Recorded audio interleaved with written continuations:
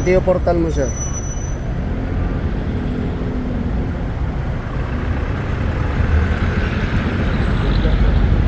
Wait lang naman po, balik na po doon.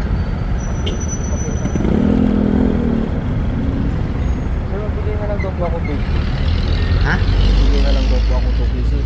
Kasi naiwan doon, alangan daw po, bumalik pa ako doon sa bahay. May pinapaprocess po kasi sa PIR sa Bumaba ako sir, bumaba kayo. bigyan ko na lang kayo daw sir ng Ano? Bigyan mo na? bigyan ko na lang daw po kayo ng pangmerienda sir. Kasi nahuli na din po ako kanina eh. Kinuha din po yung sa ano kasi nahuli. Parang nakipag-argue ako doon tapos kasama ko kasi siya tapos kinuha yung ano, Yung ID, yung lisensya ko, i-claim ko pa eh. natikitan ba? Oo.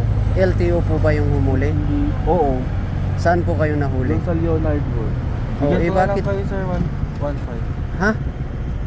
Huwag mo kaming gaganyanin sa Baguio. Kahit bigyan mo kami, may sahod naman kami, sir. Better makikusap. Ipakita nyo na lang sa amin yung ticket. Wala namang problema dun eh. Sir, sa bahay ko kasi ako talaga yung... Hindi, nasaan yung ticket? Nandun po sa bahay kasi sir. Kasi nag-swap po kami ng sasakyan sir. Natikitan? Wala ka ng ticket na nanonood, hindi ko alam. Hindi. Ticket na, inara na Pwede mong ma-open yung portal mo para makita natin. At least man lang sana kasi meron tayong katibayan na nahuli kayo. Yung picture nga ko ba, kung pwedeng i-send. Pwede bang sa bahay nyo, pa-picture mo na lang, sir? Para hindi maulit. Bigyan ka na lang daw ng 2K. Bakit? Para ko na daw. Marami akong pera eh. Ay, sa noob. Meron po na lang sir para ano. Hindi. Ipakita mo lang sa amin yung proof that nahuli po kayo. Wala naman pong problema dyan, sir. Wala din kasing tao doon sa ano sir, sa bahay.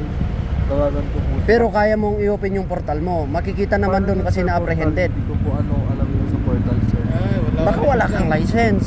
Meron sir. Eh, lahat tayo ngayon may portal. Pag may license ka, dapat may portal ka. Hindi pwede yung sasabihin mo sa amin na ganyan na you are apprehended without Any proof. baka lalo kaming magalit.